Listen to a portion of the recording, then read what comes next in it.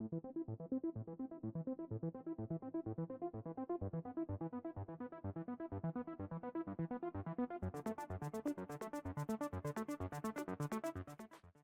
everyone, welcome back to the range. My name is Matt, also known as the Armor Wizard. Zap, zap. How many M2 APs does it take to get to the center of this body armor? Well, the world's going to find out today.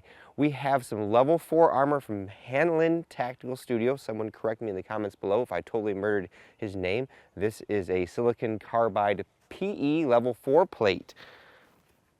This guy weighs 7 pounds, 7 ounces, a little on the heavy side, or 3.37 kilograms. This is a 10 by 12 model. It is approximately 1.05 inches thick, or for those across the pond, 26.7 millimeters. It is multi-curve. You can see all those sexy curves right there. In full transparency, Hanlin Tactical sent over those level 4 plates for us to destroy with no strings attached. Now here comes the long-winded spiel. If you are a newcomer to the channel, I do things completely different than anybody else when it comes to body armor. We try to mimic NIJ protocols and standards whenever possible. I am not a lab. This is out here in the woods. So if you guys see me stop a threat, or if a threat penetrates, whether you are a consumer or the manufacturer, you should take that data back to an accredited lab and have it officially tested, so that if you're stopping M2 AP at over 3,100 feet per second, you can add that as a special rifle threat. Or if you see me penetrate with something that should be stopped, then you know to check your quality processes. Since this is rifle armor, we shoot at 45 feet. That is the official NIJ testing distance. We also shoot at 0 degrees because that is worst case scenario. Any oblique angles only represents more material that bullet has to penetrate through and could give you false performance readings. We don't put any plate carriers in front of the armor or any magazines. We shoot just the bare plate. We also use a giant clay briefcase filled with Roma Plastilina #1 clay donated by Chavant. That acts as our compressible media to put the armor against, and it's like 90 pounds. Now again, that's the actual NIJ clay, but because I can't heat it up to, I think it's like 100 degrees, and then we drop a ball on it to certify it, we're just going to see a representation of backface. If we see some huge hole in there from a round that's over 55 millimeters, likely that's not a good sign. We also use a chronograph whenever possible because we need to know the velocity of the round. A lot of people shooting M2 armor piercing out of 30-06 aren't getting the 2880 feet per second you need for level 4. And finally, we have a giant spreadsheet here at the beginning that we kind of list all the threats that we're going to shoot at it, and then we fill them out, mark our penetrations, and then we do a teardown at the end so we can see what the guts look like. Also, since this is a ceramic strike face, per the NIJ, we have a drop test, where we drop the plate on its face 2 times as a preconditioning test. Now, Hanlin said that this particular model does not have the drop face foam protectant. So, generally I drop test all the plates. What I've done is I've drop test one of them, and we mark a DT for a drop test, and then if I don't hear any cracking when I do a torque test, I mark it with a TQ. I've marked this particular plate with a C, meaning that I hear some kind of cracking in here. Now, all the paperwork and research that I've read says that as long as we have good adhesion between our strike face and our backing layer, those cracks will not negatively affect its performance. So the other 2 plates I have not drop tested, so we're going to come up with some different threats to shoot at plate #1, and if we see anything that's kind of out of line, then we have plates 2 and 3 that haven't been drop tested, and we'll repeat those same threats. Another day, another dollar. Oftentimes I record the intros to some of these tests and then simply just run out of time. It's a nice day outside, around 70 to 75. Good day for shooting some armor. So for our Hanlin Tactical, our first threat is going to be our M2 armor piercing, 163 to 165 grain full metal jacket with a hardened tool steel core. This is the NIJ level 4 or upcoming NIJ 07 RF3 hit. Except for level 4, you only have to stop one of those hits, center of mass, like completely dead center of the plate, going 2880 feet per second. Now, you won't see that velocity out of a 1903 Springfield or even an M1 Grand. So we've loaded our M2 AP in our 300 Winchester Magnum, and we've developed a load that's pretty darn close to that, sometimes because of the temperature or running a suppressor, which we're not going to run today, so we don't get any baffle strikes. We go over spec a little bit. So We're going to shoot 4 rounds at the first plate that is cracked. We'll check our results, and if we see anything that's odd, then we've got plate number 2 that was not drop tested. We have a new primary arms 4-16 first focal plane scope up top. I really like this scope because I can dial the parallax down to 20 yards, very crisp reticle, clear glass, running the ADM mount and the EGW rail. So this shot is going to be in the left-hand corner.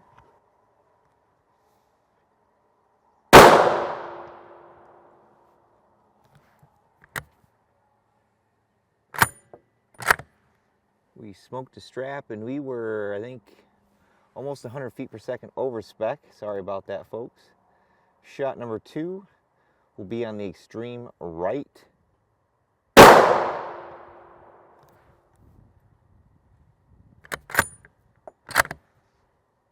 Definitely gonna have to dial these loads back a little bit. Shots number 3 will be the lower part of the plate.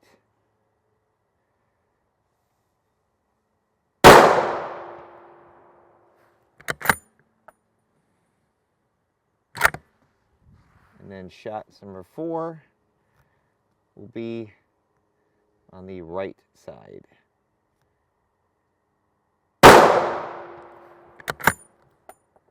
Nice.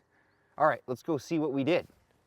Now, folks, I've been heating this clay up for probably about 4 hours today, and I think I got it too warm. You can see how easily all of this is pushed to the side, and I think looking at the back face on the back of this plate kind of misleads the seriousness of the back face on this particular plate. But shots number 1, 2, 3, and 4, those are all considered fair hits.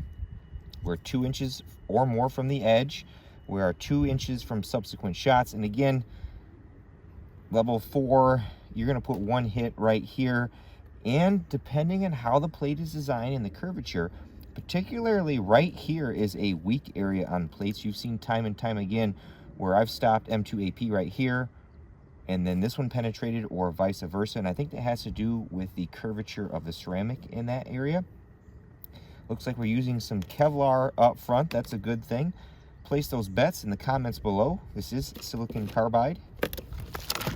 Hey! No pass-throughs, folks. Let me peel the back cover off there because we don't need that anymore. Nice. Now you can tell the 4th shot had the most amount of back face, but shots 1 and 2, 3, not so bad.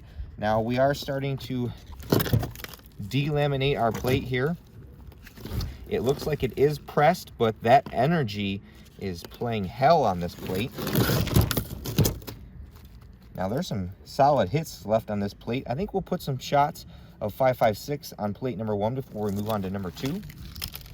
Now, as far as our back face goes, you can see that these things, based on how warm this clay is, probably not the greatest indication. Again, this is why you should always defer to the manufacturer for actual testing. An accredited lab who's going to heat that clay to the proper temperature. But if I had to measure one, number 4 was right around 42 millimeters. That one's around 48.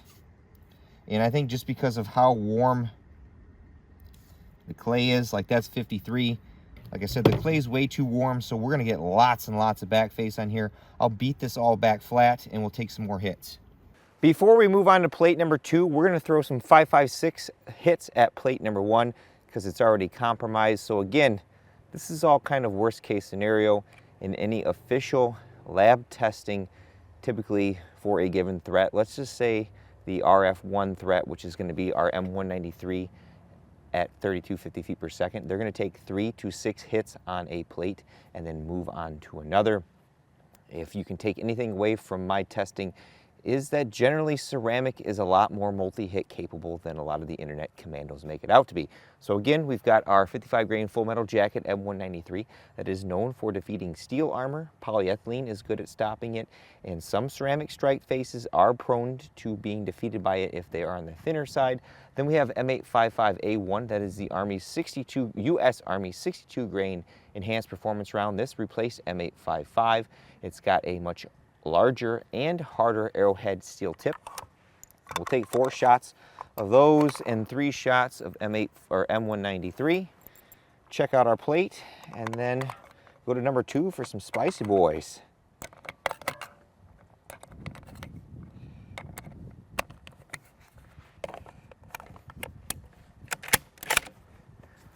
So this will be the upper left of the plate.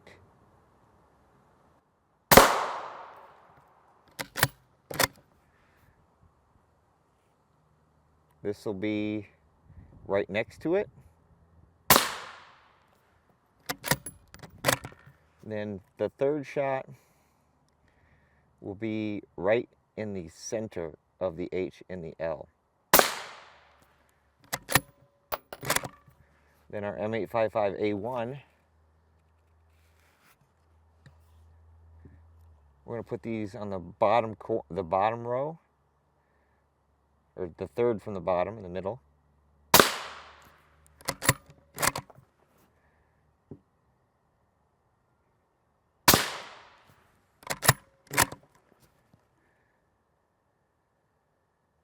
The bottom corners.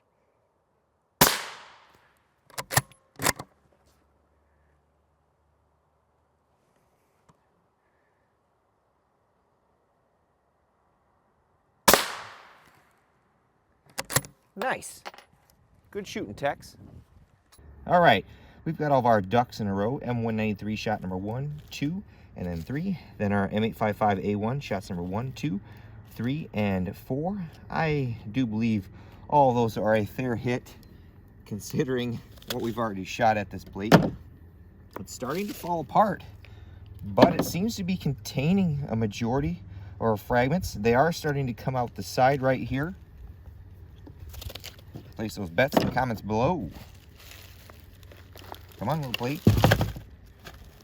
Uh-oh, R.A.N.G.E. We had a penetration on our second hit of M855A1. Now, that is pretty darn close to the epicenter of that one. Although, yeah, maybe I shouldn't call that a fair hit because it's about an inch from there. But all of our other hits were stopped. We'll peel. Well, let's just do it right now. Confirmed. Our only penetration was that shot of M855A1 in a compromised area. Otherwise, it was stopped. This shot up here of M193 bunched up the most. Now, this is a more realistic back face representation right there. See if we can get a mark on that. 33 millimeters. This guy down here, 21 millimeters.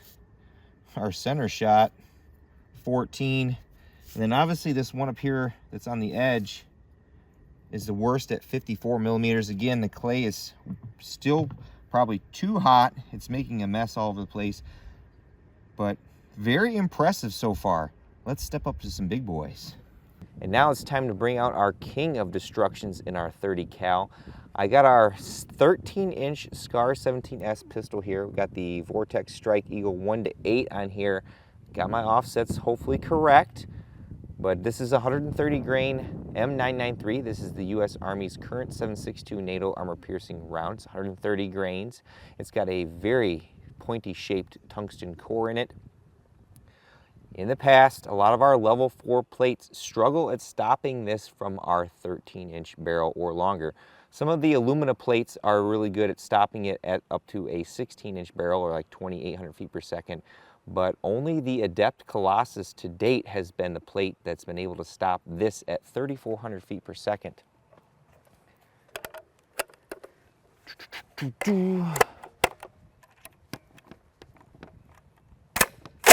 Sorry about that. All right. So, if this hits 3 inches low, the sun's in my eyes, folks. This should be on the left of the plate.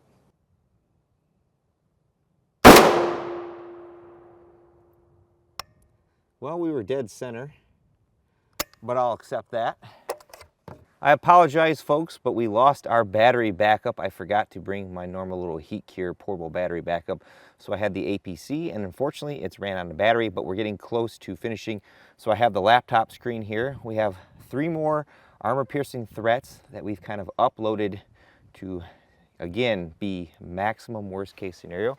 We've got our 300 Wind Chad, that is our M2 armor-piercing at the capable speeds of 300 Win Mag. We have M80A1, that is the Army's current issue ball round in 7.62 NATO, but again in 300 Win Mag. And we have M14A1, that is an old armor-piercing incendiary round from 30-06. Again, we've loaded it in 300 Win Mag. We'll take the API shot last, the M80A1 shot second, then our plus P plus first. This plate is well compromised. So this shot's going to be, let's see, on the right side of the plate, a little past the L.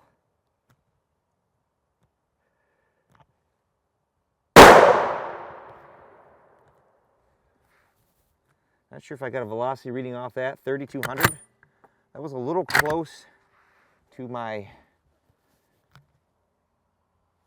M993 shot. This shot will be in the lower left-hand corner.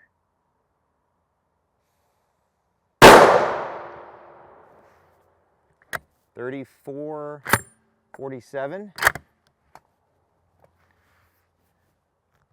Then this shot will be in the right-hand corner.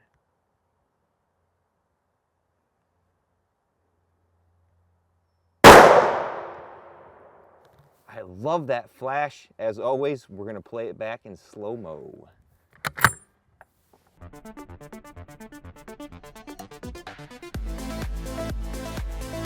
So much fire, so satisfying. Not too shabby, if I do say so myself. This was our M993 shot. This was our plus P plus Win Mag. This was our M80A1, and this was Mr. Flashy Flash. I would consider all those shots fair hits. I wanted this one to be over here, and that one to be, you know, a little more away from that shot. Place those bets in the comments below. No freaking way. No pass-throughs at all, folks. We'll confirm in a minute when we tear these little covers off. But our M993 from the 16-inch stopped, or 13-inch stopped. Our plus P plus Wind Chad stopped.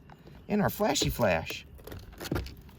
I would say the Flashy Flash there represents worst case scenario for back face. We're looking at about 41 millimeters on that shot.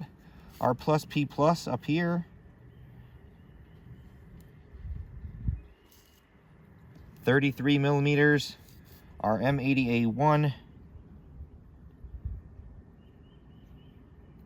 over here, 29 millimeters. Now the clay's getting colder, so now it's going to give us a little better representation of what backface could be. But wow, this is a very impressive plate.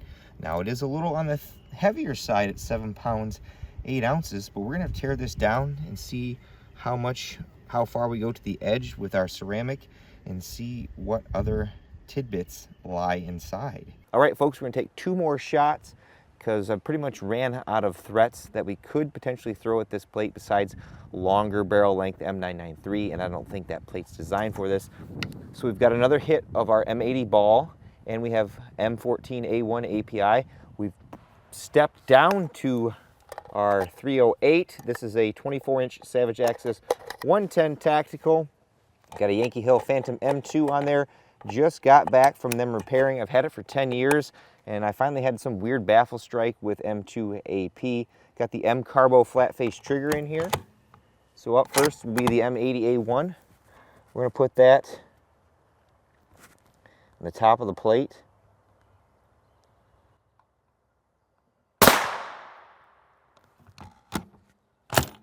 Pretty good velocity off that. And then Mr. Flashy Flash, I love this stuff. We're going to put on the left side of the plate. Maybe.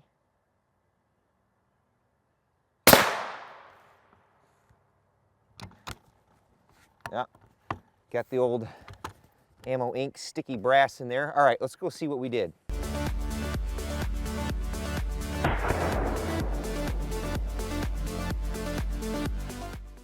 The downside to me bringing in another 40 yards of dirt for my berm is there's a lot of crevices in it right now, and I hear lots and lots of freaking bees, so I'll have to be careful not to get stung.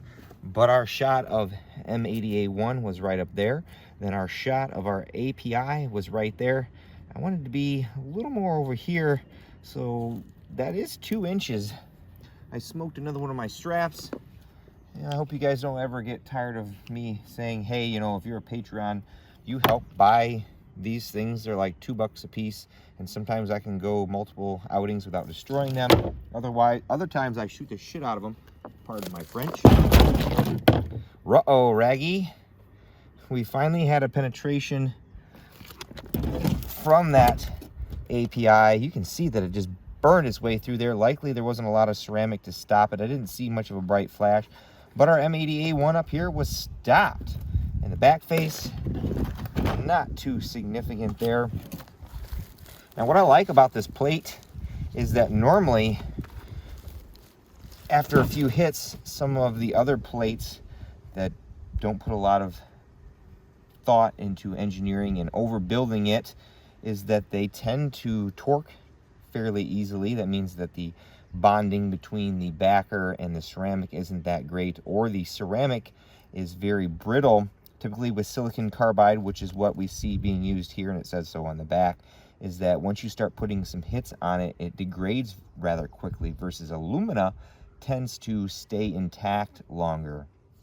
Very impressive plate, I would say, considering that we stopped our plus P plus 300 wind chad loads only with that 308 shot of M14A1. Very close to that shot did we get a penetration. Likely I probably should have placed it over here where there's a more solid area, but there you have it, folks. Let's tear this sucker down. Here comes a favorite from a lot of my followers, is our teardown. This is where we tear our armor down and attempt to see what kind of construction lies beneath. Side note again, ceramic is sharp. Cut myself again. Luckily I have the My Medic kit here with lots of band-aids in it, so I could stop bleeding all over this plate. Plate number 1, again, confirmed our only penetration was our M855A1 in that non-compromised area. Everything else was stopped. I'm not going to tear this plate apart because it was very hard for me to actually tear this apart, which is a good thing. Here is plate number 2. There are all our hits there. There's the API. Now, I measured our silicon carbide at 465 thousandths, and what do you see here? Full edge to edge ceramic strike face, monolithic even, not a tile array. It appears to be laminated a little bit. You can see all the cracks. Let me zoom in there, that form when shooting ceramic. Forgive the blood stains on there. I would like to see maybe a couple more layers of this up front for mitigating any fragmentation or splatter coming off. I would like to see them add a foam strike face protectant there. It's going to add a little bit of thickness, but I think it will go a long ways in protecting our plate. The same on the side here. Normally we see a foam on this outer edge of our ceramic, and that helps protect against any strikes from the side. But like I said, it was hard for me to get in this plate, so that means that we have good adhesion, and that really helped us here. Our polyethylene backer, measured right around 500 thousandths. It does appear to be pressed. Didn't come apart very easily, or at least it doesn't like thumb through books. Not sure if they're using a press or autoclave, but I would say based on this, they're using both of them to get as much of those layers of ultra high molecular weight polyethylene sandwiched together. Again, on plate number 2, our only penetration was our API there, and probably what you could consider a non-fair hit, although all's fair in love and war, right? And there you have it. There's not a whole lot that makes up this plate, but a lot of solid materials, and it helped us stop some pretty insane threats. Now my table is a mess. Well, folks, all in all, I would say Hanlin Tactical Studio built a solid plate. There's a lot of things I see in the construction of this plate that are hitting all the check marks for a quality build. I see that we have an aramid fiber covering over our strike face to kind of help with any fragmentation. I would like to see that thickness increase to maybe a couple more layers. I would like to see a foam drop face protectant added to the strike face as well as the outer edge of our plate. I like that the silicon carbide strike face is very thick and it is laminated. Typically in the past, when we've tested a lot of silicon carbide plates, especially import plates, either from a monolithic strike face or a tile array, those tiles or the strike face are very brittle, and a shot up here can actually degrade more of the plate than what we see. So when we add this laminating layer, whatever material it is, I'm sure it's some kind of adhesive and maybe some kind of like fiberglass-like board, we're keeping all that ceramic pressed together, and we're increasing the longevity or durability of our strike face. Our polyethylene backer appears to be pressed and of pretty good quality, so it caught all those rounds except for that one M855A1 that seemed to squeak by. But we put 4 hits of M2AP above specification on that plate with no pass-throughs. We also stopped good old M993 and M80A1 going almost 3,500 feet per second. I would really like to find a way to get my hands on some of the Army's new 6.8 ammunition, the actual AP rounds that they have planned to actually, validate the propaganda that we've been fed that those are going to stop or penetrate level 4 out to like 400 yards. It'd be very interesting to actually test that. With all that being said, it's time for me to get the heck out of here, but at the end of all my videos, I take a moment to thank all those who help make these possible, because there's a lot that goes into these. Number 1 is my Patreon and Subscribe Star fans. I have a link tree in the description below, like various other content creators. Essentially, it's a landing page, and I've got different affiliate codes in there, and those cost you nothing, and they usually are a tracking link, and they earn me a sales commission.